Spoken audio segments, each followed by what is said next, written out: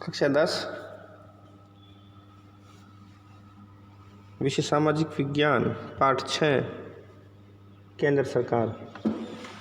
आज हम केंद्र सरकार के एक और वीडियो को लेके हाजिर हैं।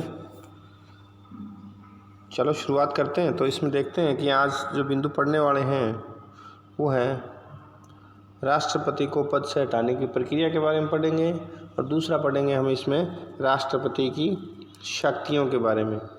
तो पहले हम पढ़ते हैं इसमें राष्ट्रपति को पद से हटाने की प्रक्रिया। राष्ट्रपति का जो कार्यकाल होता है उस कार्यकाल के पूर्ण होने से पहले ही उसको पद से हटाने या पद से पदच्युत करने की प्रक्रिया जो होती है उसको महाभियोग कहा जाता है। ऐसा ही हाई कोर्ट के जज के साथ होता है और ऐसा ही सुप्रीम कोर्ट के जो न्यायाधीश होते हैं, यानी उच्च न्यायालय और उच्चतम न्यायालय के न्यायाधीश और राष्ट्रपति, तीनों की जो प्रक्रिया होती है हटाने की वो महाभियोग कहलाती है। यानी राष्ट्रपति को अपने कार्यकाल के पूर्ण होने से पहले पद से हटाने की प्रक्रिया को महाभियोग कहा जाता है। तो पढ़ते हैं महाभियोग के बारे में कि महाभियोग जब राष्ट्रपति पे लगता है तो किस प्रकार से ये कौन कौन सी प्रक्रियाओं की पालना की जाती है और ये कब लगता है।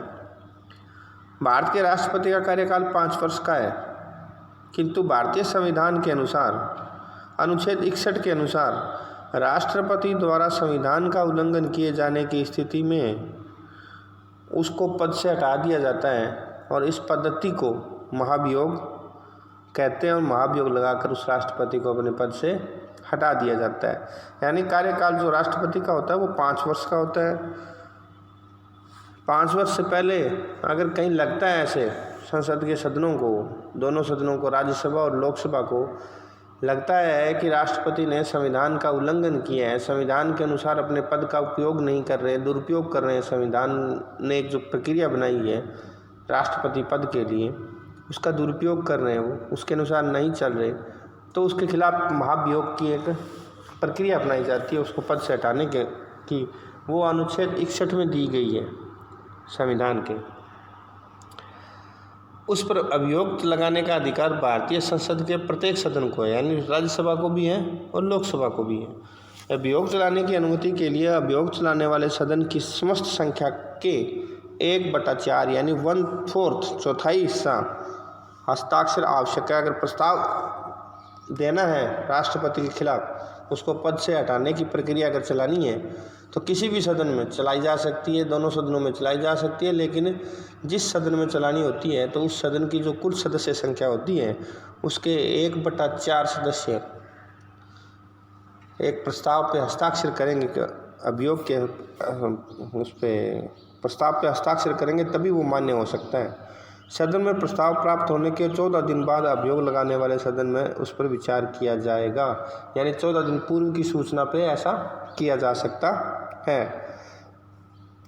यदि अभियोग का प्रस्ताव सदन की कुल संख्या के 2/3 सदस्यों द्वारा स्वीकृत हो जाए तो उसके उपरांत प्रस्ताव द्वितीय सदन को भेज दिया जाता है। यानी जैसे लोकसभा में पेश हुआ, 2/3 से पारित हो गया तो वो राज्यसभा में जाएगा, अगर राज्यसभा में पेश हुआ है और 2/3 से पारित हो गया तो वो लोकसभा में जाएगा। यानी एक सदन में, किसी भी एक सदन में पास होकर दूसरे में जाता है। दूसरा सदन इन अभियोगों की या तो स्वयं जांच करेगा या इस कार्य के लिए विशेष समिति नियुक्त करेगा। यदि इस सदन में राष्ट्रपति के विरुद्ध लगाए गए आरोप सिद्ध हो जाते हैं तो दूसरा सदन भी अपने कुल सदस्यों के कम से कम 2/3 बहुमत से महाभियोग के प्रस्ताव को स्वीकार कर ले तो प्रस्ताव स्वीकृत होने की तिथि से राष्ट्रपति को पद से अपदस्थ समझा जाएगा। यानी जब एक सदन में प्रस्ताव पारित होता है 2/3 सदस्यों के साथ तो वो दूसरे में जाता है, तो दूसरा सदन जो होता है वो उसके राष्ट्रपति के विरुद्ध जो आरोप लगाए गए हैं उनकी जांच करता है, स्वयं जांच करता है, नहीं तो कमेटी नियुक्त कर देता है, समिति बनाता है।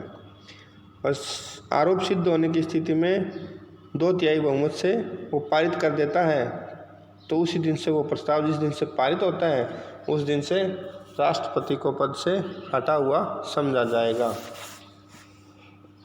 अब हम राष्ट्रपति की शक्तियों के बारे में अध्ययन करते हैं। तो राष्ट्रपति की जो शक्तियाँ हैं वो दो भागों में बंटी हुई है, सामान्यकालीन शक्तियाँ और संकटकालीन शक्तियाँ। आज हम सामान्यकालीन शक्तियों के बारे में अध्ययन करने वाले हैं।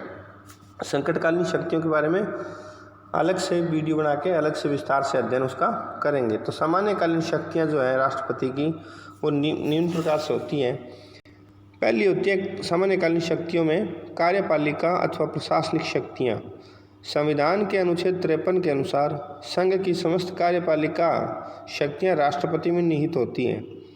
इन शक्तियों में महत्वपूर्ण अधिकारियों की नियुक्ति, प्रधानमंत्री की सलाह से अन्य मंत्रियों की नियुक्ति, राज्यों में राज्यपाल की नियुक्ति, उच्चतम व उच्च न्यायालय के न्यायाधीशों की नियुक्ति, महालेखा परीक्षक, संघ लोक सेवा आयोग के अध्यक्ष व सदस्यों की नियुक्ति तथा विदेशों में राजदूतों की नियुक्ति, ये सारी की सारी राष्ट्रपति की कार्यपालिका और समस्त प्रशासनिक शक्तियों में सम्मिलित होती हैं।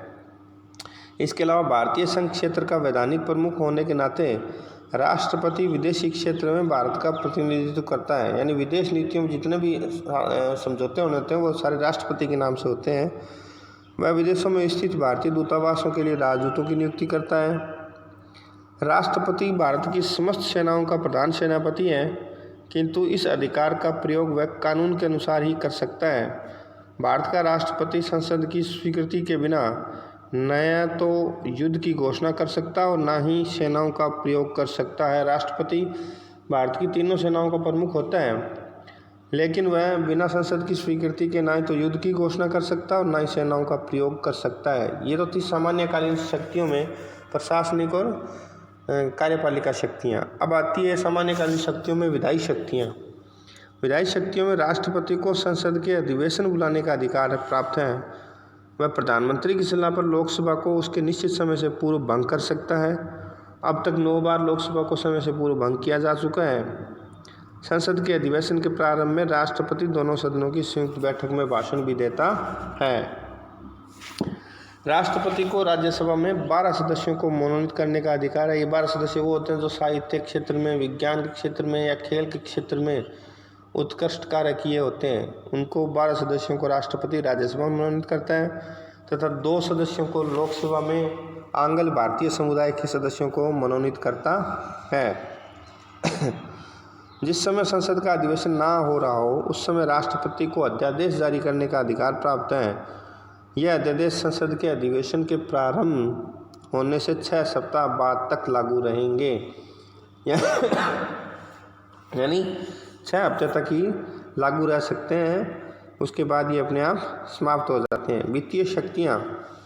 राष्ट्रपति प्रत्येक वित्तीय वर्ष के प्रारंभ में संसद के दोनों सदनों के सम्मुख भारत सरकार की उस वर्ष के लिए आय और व्यय का विवरण रखवाता है। उसकी आज्ञा के बिना धन विधेयक और अनुदान मांगे लोकसभा में प्रस्तावित नहीं की जा सकती। अनुदान मांगे जो उससे पहले जो डिमांड होती है, बजट से पहले जो लोकसभा में बजट धन विधेयक पेश किया जाता है या बजट पेश किया जाता है, तो बजट अगले साल के लिए होता है प्रस्तावित, और पिछले साल का लेखा जोखा होता है। तो उसमें जो अनुदान मांगे होती है, अनुदान मांगों का मतलब हो गया कि कितना किस मद में आवश्यकता है, तो वो अनुदान मांगे बिना राष्ट्रपति के परमिशन के नहीं पेश की जा सकती। न्यायिक शक्तियाँ। संविधान में न्यायपालिका की स्वतंत्रता के सिद्धांत को अपनाया गया है। वह उच्चतम तथा उच्च न्यायालय के न्यायाधीशों की नियुक्ति करता है। राष्ट्रपति को न्यायिक शक्ति के अंतर्गत दंड प्राप्त व्यक्तियों के क्षमा प्रदान करने या दंड को कुछ समय के लिए स्थगित करने का अधिकार भी प्राप्त है। यानी न्यायपालिका की स्वतंत्रता तो है संविधान में, साथ ही साथ उच्चतम और उच्च न्यायालय के जो न्यायाधीश होते हैं उनकी भी नियुक्ति राष्ट्रपति ही करता है। एक कॉलेजियम बना होता है, उस कॉलेजियम की सलाह पर राष्ट्रपति उच्च न्यायालय और उच्चतम न्यायालय के जो न्यायाधीश होते हैं उनकी नियुक्ति करता है। साथ ही राष्ट्रपति न्यायिक शक्ति के अंतर्गत, यानी कोर्ट के द्वारा अगर किसी भी व्यक्ति को कोई दंड प्राप्त मिल गया तो राष्ट्रपति को यह अधिकार है कि या तो वो उसको क्षमा कर सकता है या उस जो अपराध में जिस अपराध में उसको जो भी सज़ा मिली है उसको वो स्थगित कर सकता है या कुछ समय के लिए टाल सकता है। इस प्रकार की शक्ति जो है वो राष्ट्रपति को प्राप्त है। आज के लिए बस इतना ही। अब आगे हम राष्ट्रपति की संकटकालीन शक्तियों के विषय में अध्ययन करेंगे। धन्यवाद।